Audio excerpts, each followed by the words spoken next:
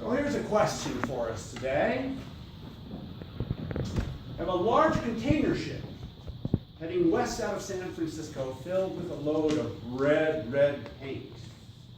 And at the same time from Osaka, we have a large container ship headed east, filled with brown paint. Now they meet in the center of the ocean some miles south of Hawaii, and they crash headlong together. And the question for you is, what happens to all the sailors and the crew? They got marooned. Well, one hopes that the Sadducees and Jesus had such a good time as they brought that poser to Jesus, the one about all the wives and what happens in the resurrection. We have to remember that the Sadducees had ulterior motive. They really were putting Jesus on the spot. Now, context, Jesus has come into Jerusalem, the end of his ministry. He's facing crucifixion shortly, and he's there in the temple, and he's ousted all the sellers of the goods and the money changers, and now the authorities are sitting him down, trying to find a way to bring him down to size. And they've asked, well, what's your authority? And Jesus has answered, and what about these paying taxes to Caesar? And Jesus has answered them. And now we have this third poser from the Sadducees who don't believe in the resurrection. And so they want Jesus to take a stand. Right? We have to take a stand. And if he stands with them, they might go, yeah, but you know what? All the Pharisees, the ones who take care of a lot of temple stuff, they do believe in the resurrection. So they're going to bring Jesus down. They'll get him. And then, of course, if Jesus says there is a resurrection, then the Sadducees get to do their bit and say, well, he can't be a prophet because he doesn't know about the resurrection. Lose-lose situation. Sadducees are very pleased to offer that poser to Jesus. So, Jesus comes up with the change of view. It isn't like what you're thinking about up in heaven. It's a different kind of existence. We're like angels. We're children of God. We're brothers and sisters of Jesus. A total different type of existence. And so don't be carrying all the baggage that you carry with you here on earth when you think about the resurrection, when you think about life beyond the life you know.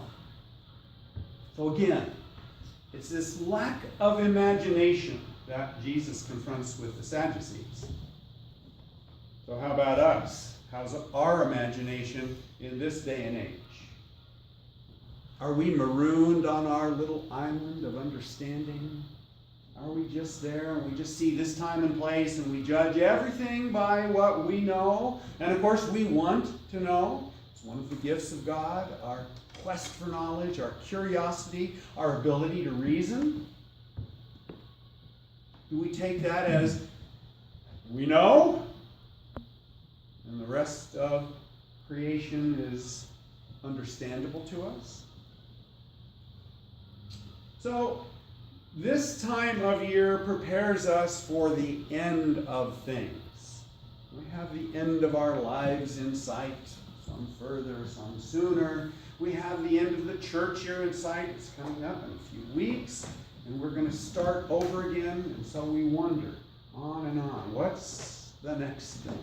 What's the next thing? What will next year bring? The Thessalonians were worried about the second coming of Jesus because the gospel assured them that Jesus would be back. And here, members of their faithful community had died, and Jesus hadn't returned. And it was something like 30 years later on. So, what do we do? Some of the Thessalonians quit working. They just went, well, if it's true, then why do we need to struggle on? And if it's not true, why do we need to struggle on?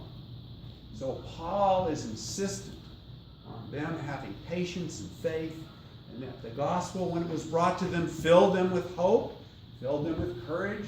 Keep up the good work. In Haggai, we see the priest and the prophet there sharing, I guess the king actually, sharing leadership. This is the building of the second temple. You look at your lesson and it's Darius that's being given as the time of year, not one of the kings of Israel or Judah.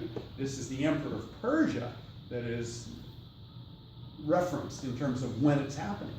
And this emperor has sent some of the remnant back to rebuild the temple. And they've been there for some time, and it's not happening. Now, the people who are there are not particularly happy with these 70-year exiles coming back and reorganizing things, taking up resources, so to speak. And so the prophet Haggai is encouraging the priest and the king to go ahead and get started. Let's build this temple. And so we have people who are in crisis. It's been 70 years for Judah since it had a temple. It's been some hundreds of years since Israel was destroyed in the northern kingdom. It's been a time when their center is gone and a lot of their leaders are absent. Can we imagine? Can we imagine what life was like for them? And even the Thessalonians, living under the Roman rule, those people who followed Jesus were beginning to be put upon by those who followed the Jewish faith and still living under Roman domination. Difficult times. And of course, for Jesus and his followers, the difficult times are just to happen. So as with all these people, we just see a little bit of God's history. We just see the moment of which we're a part. And our message today is to have heart, take courage, maintain with patience the fight to build the kingdom here and now. We need to know that God's reality is infinitely greater than our ability to understand. So, are we going to create a walled-in existence like the Sadducees where we think we know it all and we have everything just right? Or are we going to be open to God's mystery and building up the kingdom? That God that is the greatest and infinite thing in our imagination. And we can't even imagine. So, what is our point of view? And that's what Paul and the prophets and Jesus himself are asking us. Here we are on this little island. Is it our prison from some disaster and we're just waiting to get off? Or can we look at it as deep winter January with palm trees and a beautiful beach and endless expanse of blue ocean? How are we looking at that little island we're marooned upon? Our times, are they just too short and too lonely? Or are we part of a tradition, surrounded by this great cloud of witnesses, all these saints that have gone before us and who will succeed us? The dearly departed. Are we going to look at them as mean and surly? Or are we going to look and see if they're not the saints that God sees them as? Now, of course, we live in an age of tumult and worry, especially this very week. This year, the horror news has got us up to a peak of frenzy. Are we going to survive? What's going to happen? Well, it's always been like this. You remember Grover Cleveland, the Panic of '93? Oh, that was something. What I'm saying is we're going to live through this. God is going to be with us, whatever result may happen. So we're reminded again and again, trust in God's love and unending care. Look at the world with bright eyes. Let God see the world through your eyes. It will change everything in bringing in the kingdom. And that is our ultimate goal.